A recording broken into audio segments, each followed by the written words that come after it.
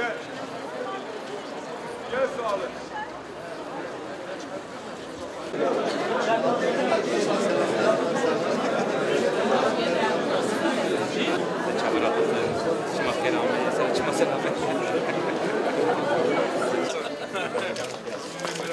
Nasılsınız? İyi misiniz? Sağ olun, teşekkür ederim.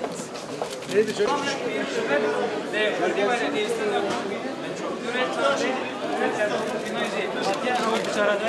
Diyarbakır'a mazlum Brez Osman Bey ve Vilayet. Allah şey yapalım.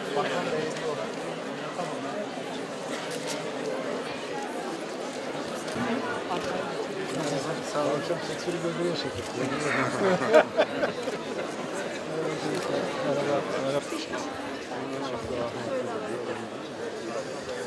Nasılsınız? İyiyim, sağ olun. Hollanda.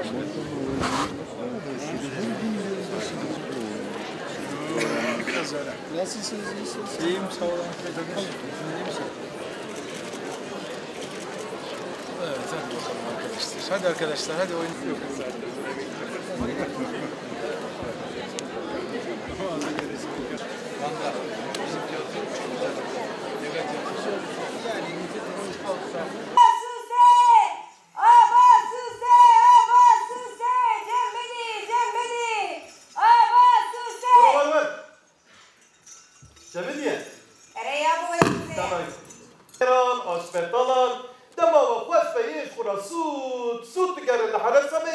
وين بخيراتنا سر كماراتنا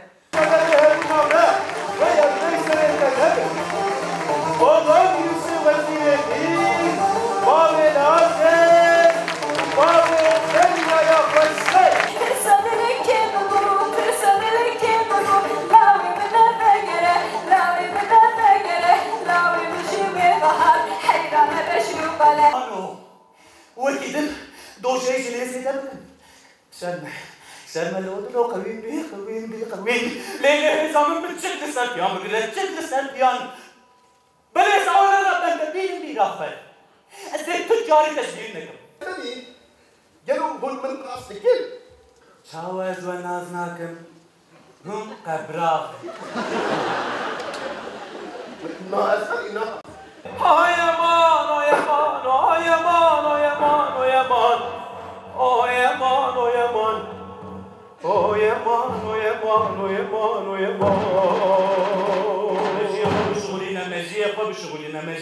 مزيقة إلى دلال صون كرمك أمشي بشرة شو بارك كي جرانك فلوس بيشلون كي عندك شنو زمان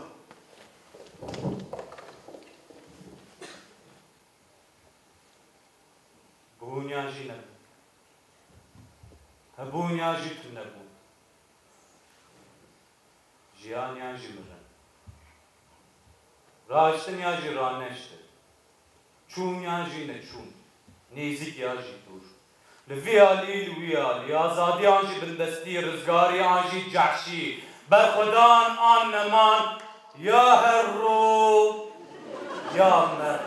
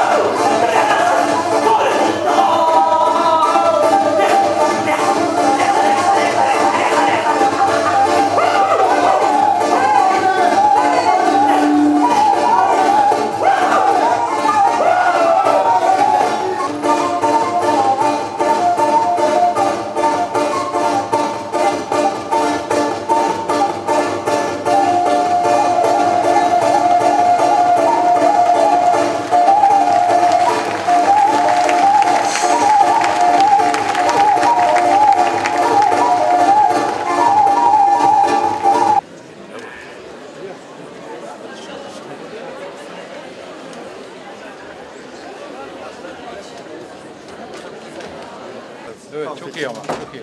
Yani bu uyarlama müthiş, çok başarılı. Biliyorsunuz Molière'den Ahmet Cevdet Paşa'nın uyarlamaları vardır.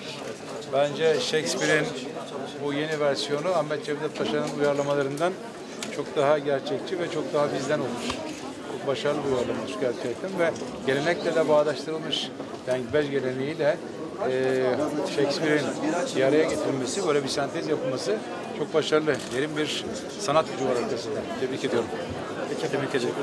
Gene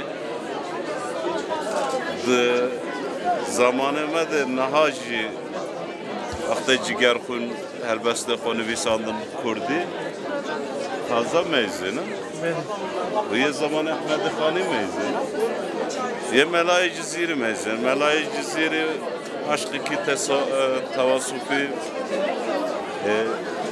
ilahi le tut mezunu helbeste vana da saki der bastı ve şarap der bastı ve kadeh der bastı ve dereke veke cizira botadı.